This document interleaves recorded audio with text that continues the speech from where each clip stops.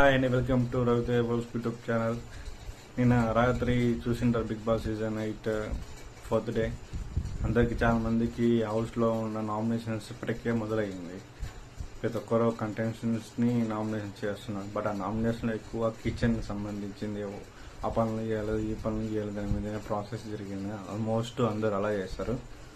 But యాక్చువల్గా మనకంటే దగ్గరికి వచ్చేకల్లా మనకంటే ఎమోషన్స్ అయ్యి తన ఫీలింగ్స్ అన్నీ బయటకు చెప్పేసుకున్నాడు. అలా చెప్పడం వల్ల ఒకటి బాధ పోతుంది, ఇంకొకటి ఏమంటే సింపతి కార్డ్ ప్లే చేస్తున్న మనస్తత్వం కూడా వస్తుంది. సో ఎవరో ప్రతి ఒక్కరికి ప్రాబ్లమ్స్ ఉంటాయి, ఎన్నో సవాళ్ళు ఎన్నో లక్షణాలు ఉంటాయి. సో అవన్నీ ఫేస్ చేస్తే ఈ దూరం వచ్చారు. ఎవరికైనా ఉంటాయి, బట్ అంత ఎమోషన్గా అవ్వాల్సి ఉంటుంది. కానీ బట్ మనసులోనే ఉంటే బాగుండు, అందరు చెప్పుకోకుండా. ఎందుకంటే అందరికి ఏమనిపిస్తుంది, సింపతి కార్డు ప్లే చేస్తున్నాడు ఉద్దేశంతో అనిపిస్తుంది. కానీ సింపతి కార్డు కాదు, ఎందుకంటే మనసులో ఉంటుంది ప్రతి ఒక్కరికి. ఆ ఫీలింగ్స్ సిచ్యువేషన్స్ వస్తే తెలుస్తుంది ఎవరికైనా. సో కానీ ఆ టైంలో యూజ్ చేయడం మాత్రం నాకు నచ్చలేదు. సో అలా చేయకుంటే మనకంటే బాగుండిండు. సో నేనైతే ఫుల్గా ఆల్మోస్ట్ అందరూ ఎమోషనల్స్గా ఏడ్చారు అతను చెప్పిన వర్డ్స్ కానీ అతని లైఫ్ కానీ. సో అందరికీ అలా ఎమోషన్స్తో ఉంటాయి కనెక్షన్లు, కాదనలేము. కానీ సో నేను అందరికీ కనెక్ట్ అయ్యి ఎమోషన్ అందరు ప్రతి ఒక్కరు మనకంటే చెప్తుంటే ప్రతి ఒక్కరు ఏడ్చారు.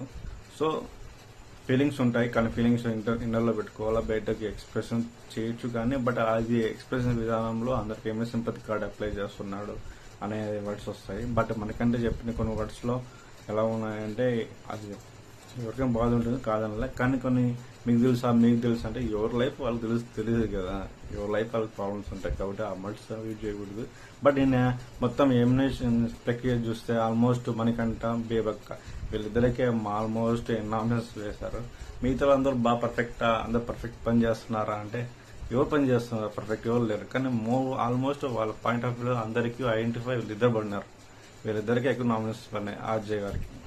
సో వీళ్ళు ముగ్గురిని హైలైట్ చేశారు, మిగతా అందరినీ అంత హైలైట్ చేయలేకపోయారు. అందరూ పర్ఫెక్ట్ పని చేయలేదు అక్కడ. అందరు పెద్ద పని నామినేట్ చేయొచ్చు ప్రక్రియని, కానీ వీళ్ళిద్దరిని ఎక్కువ ఆల్మోస్ట్గా ముగ్గురిని ఎక్కువ అందరు నామినేషన్ ప్రక్రియ చేస్తారు. సో ఈ నామినేషన్ ప్రక్రియ ఇతరులు చేసింది అయితే కరెక్ట్ కాదు. ఎందుకంటే ముగ్గురిని హైలైట్ చేయడం వల్ల ముగ్గురు ఫేమస్ అవుతారు ఇంకా. కాబట్టి అందరినీ కన్సల్ట్ చేసుకుని నామినేషన్ ప్రక్రియ జరిగితేనే బాగుంటుంది.